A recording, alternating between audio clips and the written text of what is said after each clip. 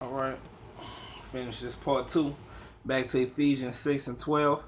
For we wrestle not against flesh and blood, but against principalities, against powers, against the rulers of the darkness of this world, against spiritual wickedness in high places, man. So, like I was saying, man, the leaders of all these companies in these different all aspects of the world, man, whether it be media, whether it be uh pharmaceutical, whether it be spiritual, financial leaders, they are all that is funneled up like as many different stores and different categories we can break that down to. It all funnels up to a few, which are the elites of the society. Those the main enemies, man. That's who we're gonna go get first and put those chains and fetters of iron on first, man. You know. Verse 13. Wherefore take unto you the whole arm of Yahweh, that ye may be able to withstand in the evil day, and having done all to stand. So it's telling you the evil day is coming, man. Jacob's trouble is coming, and if you're not strapped up in this in the arm of the Most High, man, you will not stand. You will fall, man. That's the only way, man. It's time to man up. That's what it is, man. Let's cut to the chase. It's time to man up in these scriptures, man. Matter of fact, I'm gonna give you an example. That's a quick example, real quick. Let me hold that on deck. You already know I'm coming back to that. First Kings, man. What did David tell Samuel on his deathbed, man? I mean, Solomon. This First Kings 2. I'm gonna just start from the top. First Kings chapter 2, verse 1. Now the days of David drew nigh that he should die, and he charged Solomon his son, saying, so this David on his deathbed, man, and he talking to Solomon. This is what he told him.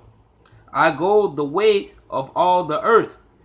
Be thou strong, therefore, and show thyself a man. Let me read it again. It says, now the days of David draw nigh that he should die, and he charged Solomon his son, saying, I go the way of all the earth.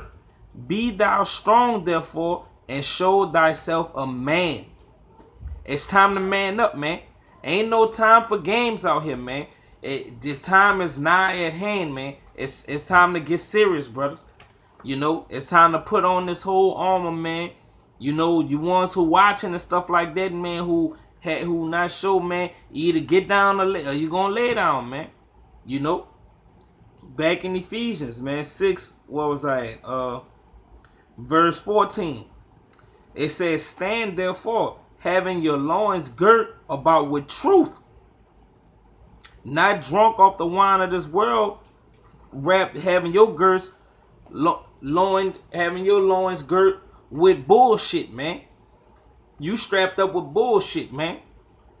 You strapped up with the philosophies of this world, man. You strapped up with physical guns and shit, man. Like that's gonna save you when the Most High when the Most High send them death angels, man, to wreak havoc, man. Like they gonna see your pistol and roll out, man. But we gonna leave him alone, man. Come on, man. Like that's gonna save you when Isaiah 59 and 19 happen, man. When the enemy come in like a flood, man. They gonna drown your ass, man. Esau got some shit for that, man. For your gun, whatever you got on the streets, they got suits that's protecting them, man, from that shit, man. They are 500 levels above your regular handgun, man. You talk about a handgun, they laugh at that shit. Why you think you able to get them in the hood, man?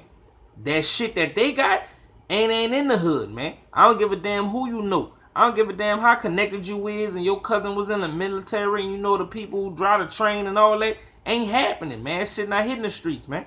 It's not gonna hit the streets until it's hitting the streets with a fucking so-called white man or another nation with his finger on the trigger of whatever it is, blowing your head off, man.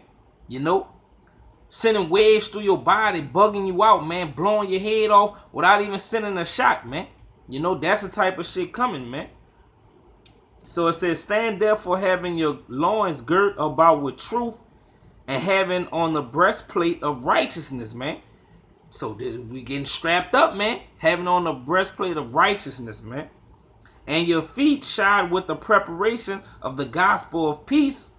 Above all, taking the shield of faith, man. Because you have to have faith right now, man. Because Yahweh Shai himself isn't physically walking around where we could roll up on him and stuff like that. Hey, pass me a shield, Yahweh Shai. Pass me a sword, and all this different stuff, man. You have to have faith in these scriptures, man. This is our armor, man, that we putting on, man. The whole armor, the whole truth, man. Not just the good stuff, man. Not just our enemies gonna be, the curses on us gonna get put on them, man. Deuteronomy 30 and 7. Not just putting them in slavery, Isaiah, Revelations, man. Not just them being destroyed by the Most High, man, down in the valley of Yahweh Shaphat, man. The book of Joel, man. It's not just that, man.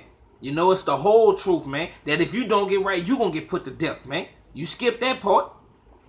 Come on, man. Above all, taking the shield of faith, wherewith ye shall be able to quench all the fiery darts of the wicked.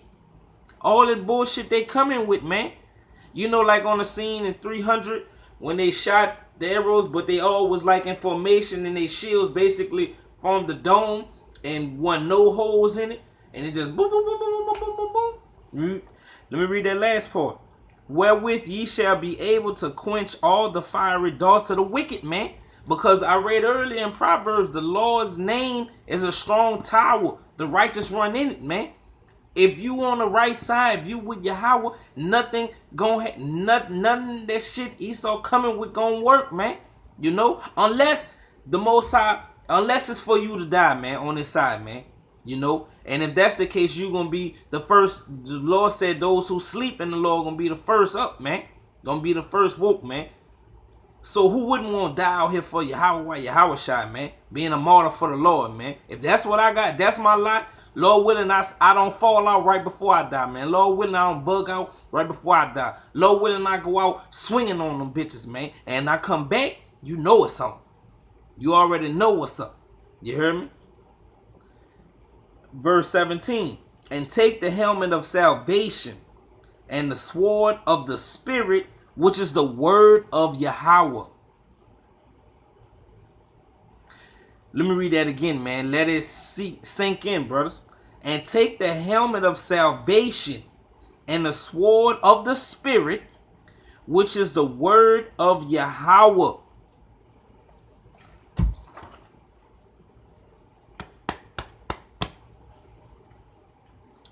This is our weapon, man. Why do you think for so long, if you recall reading, they'll cut your tongue, cut your eyes out, man. If you recall speaking, they'll cut your tongue out, man. They kept this away from us, man, because this is the ultimate weapon, man.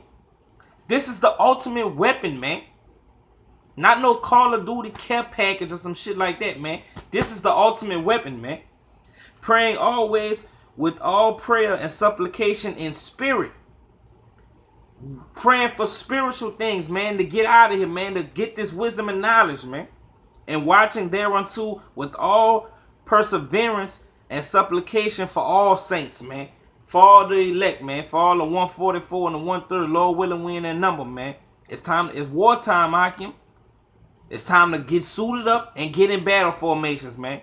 Well, with that, once again, man, give all praise and honor to Yahweh, by Hashem, Yahweh Shai. Double honors to the elders and apostles, a great millstone, who rule well and teach well. And salutations to all the Akim across the whole four winds, man. Pushing this truth, man. Diligently, consistently, with all sincerity and fear and trembling, man. Because you never know when it's coming, man. That's why we girding up right now, man. The prophecies rolling and happening, man. We know now is the time, man, to be getting strapped up, man. It ain't the time once the people on the battlefield swinging to want pick up a sword and put on a shield, man. It's too late then. You're over with. Now's the time, Akim. Kwame Yashala.